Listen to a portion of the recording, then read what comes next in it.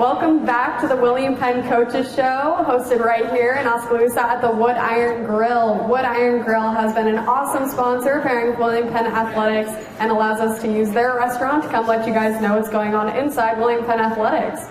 Remember guys, get those tickets for the toilet paper game. That is December 1st against Grandview. It'll be at home. It will be an exciting game. You do not want to miss it. Also, big shout out to the men's soccer team. Got a bid into the national tournament and upset Milligan University earlier this afternoon. They'll be moving on to round 2, which will be played on Saturday at Indian Tech. The game kicks off at noon, so follow along with William Penn Athletics if you guys want to follow that game. So this is exciting. We got a brand new coach with us, the men's bowling coach, Coach Koster. Thanks for finally coming out here, Coach. Yeah, thanks for having me. So this is your first year as head coach of the team. You came out of a successful bowling career yourself. How is the transition for you moving from player to coach? It's been an interesting one for sure. Being a whole different pressure situation for me. Like if I screw up on myself, it's screw up myself. Now I've got a whole team that are trusting me to make the right decisions, and it's been stressful at times, but so far it's been working out. And you guys have 4 tournaments under your belt so far this year. Earlier this week, you actually won the Leatherneck Classic. How did the team perform there? At that tournament, I mean, everything clicked for our team. Everyone, shot making was good. They were making their spares.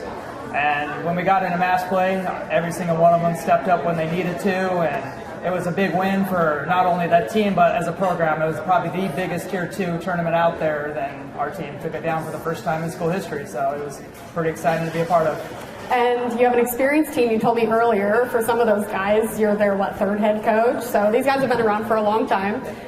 So tell me about some of those guys who have been here for a while and have taken that leadership role on the team. So the 2 biggest, we call them the brothers. Got Alexander Kostrick and Rock Kostrick. We got them from Slovenia. And those 2 have been, this is their 5th year. They get the COVID exception, so we get them for their 5th year. And those 2 have been huge. The team really looks up to them. They both have been really consistent over the course of these tournaments. And then we've got Jason Miner. He's actually been one of our better performers so far. And yeah, right now I'm just grateful to have those guys on the team to keep everyone else in check. And being that first-year coach, how helpful has that COVID year been for you? Honestly, it's been awesome. Getting experienced players back to kind of ease some of the younger guys in and, take them under their wing and give them that, I guess what the experience is all about for the bowling aspect. And what about for some of those younger guys? Who are some guys that have performed really well who you may not have expected? So on the JV side, a couple of them that have been stepping up. We got a new recruit from Minnesota, Bryce Kiekel. He's actually showing a lot of promise, and he's got a good work ethic. I like the way he's been stepping up. A returner, Jared Smith, he's been stepping up. He's looking pretty promising to take under the wing once we lose some of our big guns. And you guys, again, had a strong start of the season. You finished in the top 5 in 3 out of 4 of your events so far. So as a coach, what do you think of the team just thus far in the season compared to what we have seen in the past? Honestly, this team's awesome. Their communication, their chemistry, I mean, they've got everything going for them. I mean, I don't see any flaws in their system right now. I haven't tried to change a thing. It's kind of just come in and just maybe done some things my way a little bit, but overall they've got a really good chemistry going for them. And if you guys keep up the success, knock on wood, your team could go all the way into April. You guys have a really long season. So kind of fill me in a little bit on what your practices look like, seeing that your matches are pretty spread apart and you've got that long season to look forward to. Right, so practices on off weeks when we don't have a tournament, we kind of stick to the basics. We practice our spare shooting and work on some timing drills, just kind of keep the muscle memory in check. The weeks of practice, we do a little bit more lane play, working with, this is where bowling gets a little technical with ball motion and things like that. But just kind of working with things like that. And then they also do their own workouts. They work with a trainer twice a week just to kind of stay conditions and for those long formats. And with plenty of competition left, are there any specific tournaments that you're especially looking forward to? Basically, the remainder of our schedule is pretty big. We go to Vegas middle of next month. Those are 2 really big tournaments for us. And then right after Christmas break, we come back, go to Addison, Illinois for another big tournament. So yeah, we've got 3 out of our next 4 tournaments are really big tournaments and crucial to see how the rest of the season goes. And what kind of confidence did it give the guys winning that last tournament? It gave them huge confidence, just showing that they could be out there to compete with the guys that they might have more talent, but they don't have the team chemistry our has. I mean, our guys are still talented, don't get me wrong, but there are some teams that are built just talent-wise, and they don't have what our team has team-wise, I don't think. And lastly, looking forward to the season, what are your expectations for the team this year? My expectations are actually pretty high. Again, we got everyone that's on the team, they're all returners from last year, so they kind of know what it's like to get to that final stage. So taking that experience and hope that we can make it to April will be a huge confidence booster, and I can't think of the word I'm trying to think of, but yeah, it'll be huge for us for sure with all of them having that experience. Good, yes, very exciting season to look forward to. All right, thank you guys. That was head men's bowling coach, Coach Koster. We'll send you to a quick break, and when we come back, we'll have head women's basketball coach, Coach Santi, with us. Hi, this is Michael, owner of the Wood Iron Grill in Oskaloosa on South 11th Street, your home for chef-inspired cuisine. From the delectable food that we serve to our gracious hospitality, the Wood Iron Grill provides a warm atmosphere with panoramic views of emerald fairways and rolling greenery. We're proud to call Oskaloosa home and proud to be awarded the best burger in the state. If you're looking for extraordinary flavor and impeccable service, it doesn't get any better than the Wood Iron Grill. Check out our events and special calendar online or on Facebook. It's more than an education. It's more than a degree. William Penn University is alive with opportunity. Opportunity in a diverse student body. Opportunity in a staff that works with your budget. Opportunity in over 30 programs of study. Opportunity in a classroom where your voice is heard. Find your future and the opportunities waiting for you. Start your planning today at wmpenn.edu and see why William Penn University is alive with opportunity. For nearly 40 years, Musco has specialized in the design and manufacture of sports and large area lighting solutions. From neighborhood ball fields to international speedways, Musco is committed to providing cost-effective lighting solutions and services you can rely on. For your budget, for the environment, Musco Lighting, we make it happen.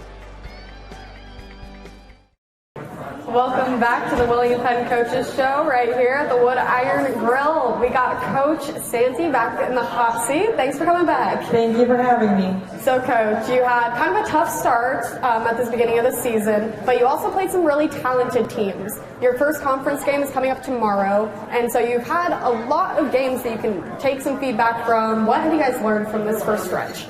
I think the biggest thing that we learned is playing all these teams that are ranked and receiving votes. It gives us the opportunity to understand that everything we face these last 7 games is what we're going to face the rest of the year. So I told our girls, I said, you know what, this is kind of like practice. Like, yeah, if you look on the record board, it doesn't look great, as you can see, but we're learning as a team. We're a little inexperienced, but our biggest thing right now is building the culture that we need. And we just want girls to work hard and bring all of that. And so, you know, playing all these teams that are ranked and have experience and all that is just really helping us look at what we want in the future. And again, you are also a brand new coach. What have you learned so far into the year? Have you made any kind of changes to your system? Oh, for sure. Yeah, so of course, you know, every coach has a mindset they want, but you just have to adapt to, you know, are you being a player's coach, are you being your program's coach? And so every day, and I have a great assistant, Sean Bedford, and he really has my back. And I'll ask him, hey, did I do this right, or do I need to explain this better, because I'm learning as much as the girls. And so, you know, I've changed some things up on defense and offense a little bit to adapt for them, but I also have to remember what's more important in the future and what we're going for and everything like that. So minor changes, but also personally I've made a lot of changes too, just with myself, because this is like a whole new world. So yes, and again, looking forward, you got this first conference game coming up at home tomorrow versus Peru State. Tell me a little bit about your history against them. So, yeah, actually Peru looks a lot different this year. They have a good JUCO post that came in. They have more experienced shooters and everything. So, you know, they're really good at going up and down. But our experience, you know, in the past was we were beating them a lot. And I think you have it right there. 16-1. Yeah. Yeah, so 16-1. And so that kind of stuff is like, it's bad to say because, you know, when you look at the board of conference rankings, you never see Peru up there. But I always say every game we play, it doesn't matter their record because look at our record. And I don't believe right now we have to look at what's on the board. I think we have to look at what we're growing because it is my first year, it's their first year, and we're all learning. So, yeah, it'd be great the pass, you know, with Peru State, that's is, but it really counts tomorrow when we're starting our journey. So how have you guys been preparing for Peru State specifically? Well, our biggest thing was, you know, after playing a lot of ranked teams, is we have to work on ourselves. So, as you might see on thing, we don't score a lot. And so our biggest thing is getting our girls to be confident scoring. We've seen a lot of man, we've seen a lot of zone, but can the girls, you know, adapt to it? And that's our biggest thing in practice. We're changing different routines. We're kind of just making it more on the go because what's important for us is I will prepare them the best they can for what Peru can do, but at the end of the day, it matters with the team that comes out of William Penn. And if I know the girls who are on my team and they come out like I know they can tomorrow, we'll be fine. But it's their choice. And I always say, you wake up in the morning with a choice. Do you want to be great or do you want to go the other way? So. And I feel like every time I have a coach on here, no matter what sport, they talk about team chemistry, just how important that is. How do you feel the team chemistry is on your team thus far? Well, what's interesting with our team is we have a lot of seniors, but we also have a lot of young girls, and so it's been kind of just a roller coaster of, you know, everyone's kind of finding their role, and I think our biggest thing is, since they all came from different backgrounds, and, you know, some people didn't have a chance last year to really show us what they had, and some people are new and can do that, is our biggest thing is respecting each other's strengths and, you know, understanding each other's weaknesses and bringing that to another level. So I think the girls are really, you know, connecting as we go. I mean, we've been on the road the first 6 games, and so a lot of road time, a lot of talking. You can ask them. I took their phones away on one of the trips because I was like, we got to figure something out. So, you know, that's the thing about this team is they're very understanding, and I'm young, but they're always young too, and so I can relate to them. But the best thing about it is, you know, having my assistant me been in winning programs of understanding like, this is the why. This is the why we do things. And that's the biggest thing I think with these girls is they want to know why we're doing things. Because we can't just say, okay, go to the corner and shoot. They have to know why we're going to the corner and shoot because then this is open. So I think though when they understand and they trust each other because they trust us, everything comes together. All right, and then going into this kind of conference time, we got a lot more conference games coming up right now. How do you think this year's team will match up against the other conference teams?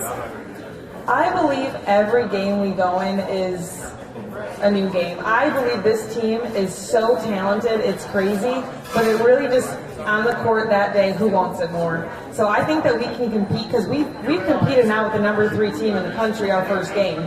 So me and my assistant told them, that's the worst thing you guys did, was show us you're that talented, and I can compete with that. So our biggest thing is, you know, going to every game, but we can't remember the last game. So if it's a win or loss, it doesn't matter because we're building, and we just have to focus on what's in the now and not what's in the past and what's in the future. And I always tell them it's the coach's job to figure out what's in the future. You guys are just here to play right now because you got 40 minutes in that game. You got 2-hour practice.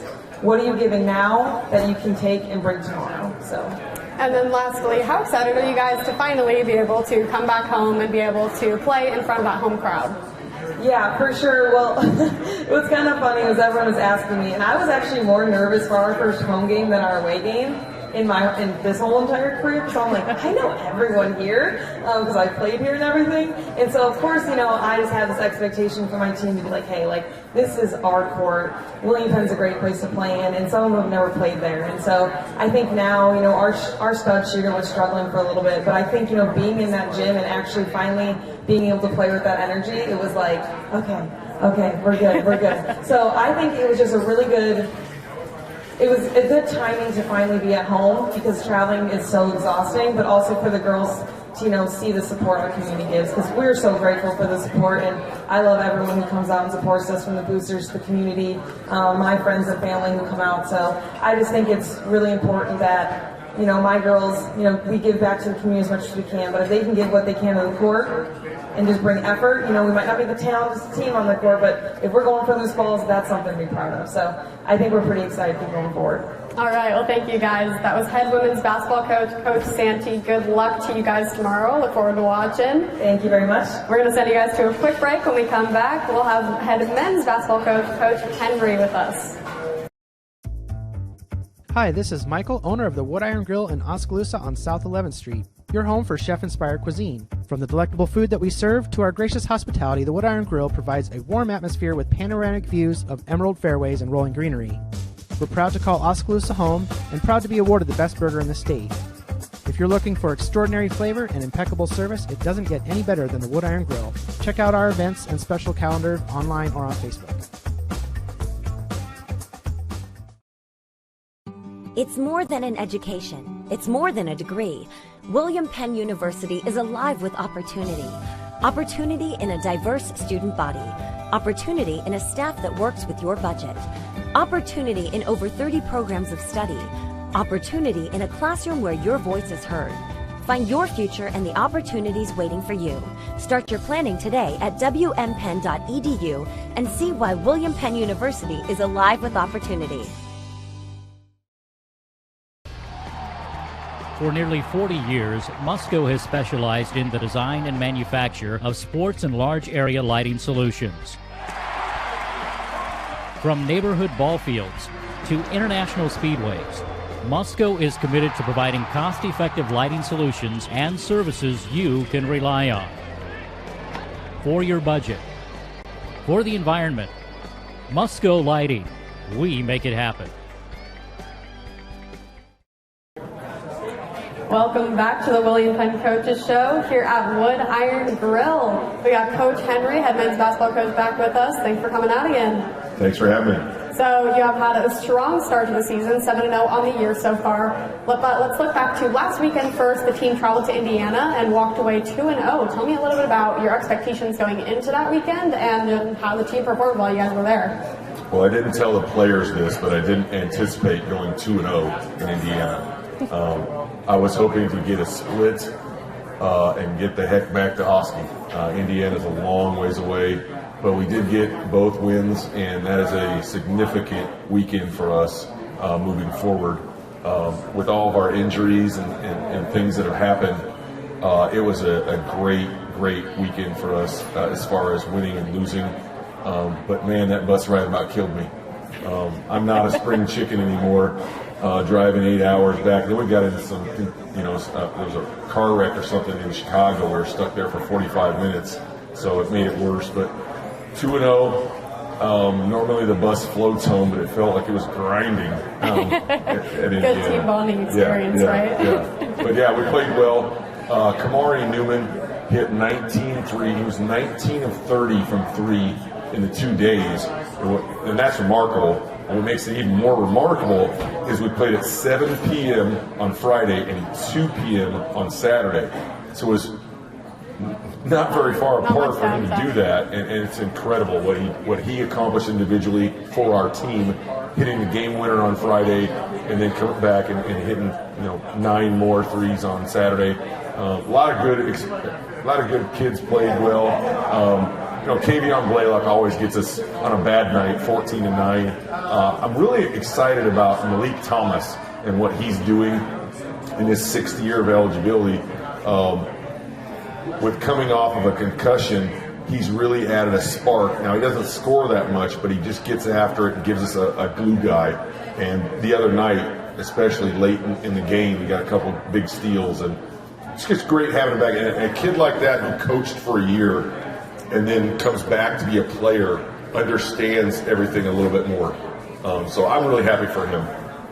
And on Tuesday, you guys had your conference opener. The team barely pulled off that win against Peru State. Kind of reflect on what happened there. I know you weren't excited about the first 32 minutes. You said you were very excited about the last 8 minutes, but it was a good thing that we had the last 8 minutes, because the first 32 minutes we stunk it up. And credit to Peru State. They are better than 1-4. What their record is. They played Colorado State and Nebraska leading up to us. So that's some pretty good competition. And Bob Ludwig is a very good coach, and I knew they'd be fired up. Our guys, I think, kind of thought we could just show up.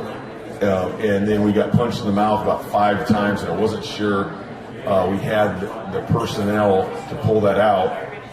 I'm playing Newman and Blaylock 39 minutes, and they can't continue to do that. The tread on those tires is going to wear out. They are fantastic. mean, two of the best players in the history of William Penn, but for goodness sake, they played 39 minutes. I think they both had 27 points, and KB hit those shots at the end. But our role players, some of the kids that are playing right now are not supposed to be playing until next year.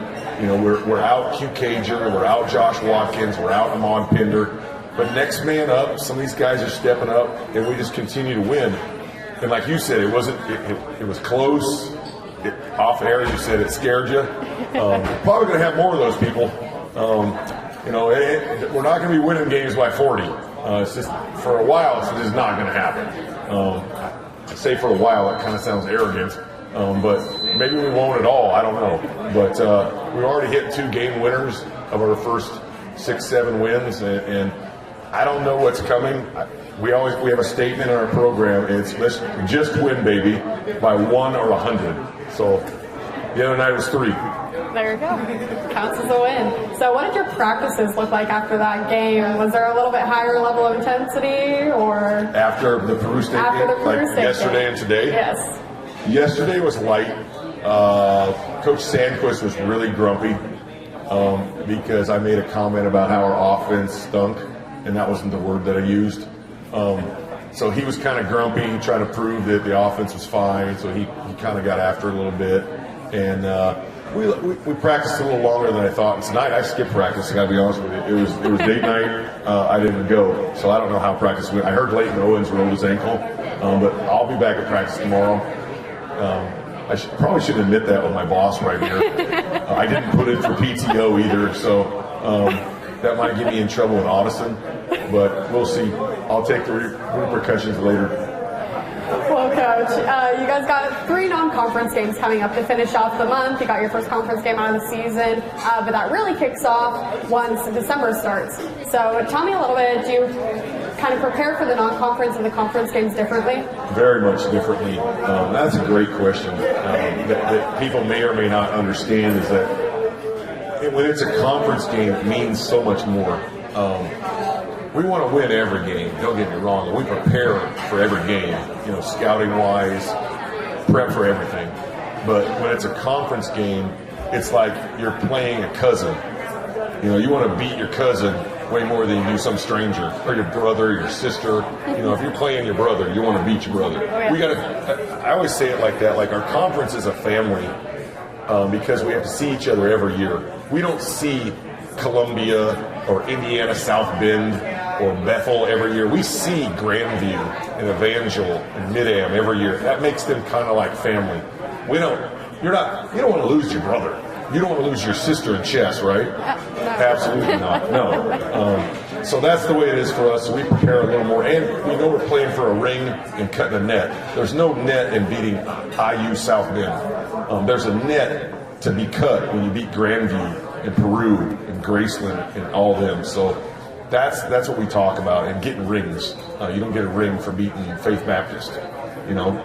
Did I answer that okay? Yeah, great. All right. And you guys got about a month under your belt. You've got a month to preview this team. What do you think about this team just a month into the year compared to years in the past? Compared to years in the past, okay. I would say we're not very good. I'll be honest with you. We're not where we need to be, but I feel like a month from now we will be, if that makes sense. I'm thrilled to be 6-0 with this team because they're a work in progress, and there's so many pieces that are injured, suspended, whatever, that we're moving guys around, and we haven't had that. And a wise man once told me that injuries can happen at any time, suspensions can happen at any time, but what the pieces that you have at that current time is who you are. And right now, we're not a fabulous basketball team. We're a good basketball team, but I feel like in a month from now, when some of these guys mature and everybody blends together, I mean, we have all 3 brand new post players. And that's an important position for us. Last year we had Eddie and Nate. We had those guys for 2 years. They totally understood what we're doing. Ray and Fred and Moo are still learning every day. And then everybody else has to learn with them, like how to play with them. I mean, I could do this all day if you want, but you know, it's just a big part of a major process. And then as a head coach, how do you make sure that number one, those guys are learning how to work together as a team, and number two, how do you make sure that after this strong start to the season, they keep the intensity up and keep working together as a team to continue to succeed? You are really good. You got some awesome questions. Usually when I do this, I get this done in like 5 minutes. But you got great questions. That is a skill that a head coach needs. I feel like I'm pretty good at that. I'm not good at showing up for coaches' meetings. I said I'm not good at showing up for coaches' meetings, but I am pretty good at figuring out what my team needs and how to mesh them. And like I said, when I said before that we're not very good right now and that we will be good soon, I know where we're headed. And that's a day-to-day process. And some of the kids individually is a process day-to-day to get them in on what we're trying to do and get the older guys to teach the younger guys. And I'm also coaching coaches. You know, if I send somebody down one end with a coach, I'm expecting this done, blah, blah, blah. Blake and I work really well together. But, you know, it's kind of a journey to get a team where you want them to be at the end. And sometimes you peak too early. Sometimes you peak at the right time. Sometimes you don't peak at all. But I really like where we're going. And I like, you know, the last 4, 5, 6 years we've been kind of spoiled. You know, I think somebody told me the other day that we are 61-5 in the last 3 years. Holy smokes, we are spoiled. When we lose a game, everybody, it's just one. Okay? And a great man named Joe Crookham once told me, "We're with you, coach, win or tie." All right, well, perfect. Thank you, guys. That was head men's basketball coach, Coach Henry. We really look forward to watching this team continue to improve, as you have promised us, throughout the season. And we will not be back with you guys next week, so happy Thanksgiving. We will see you in 2 weeks back here at Wood Iron Grill.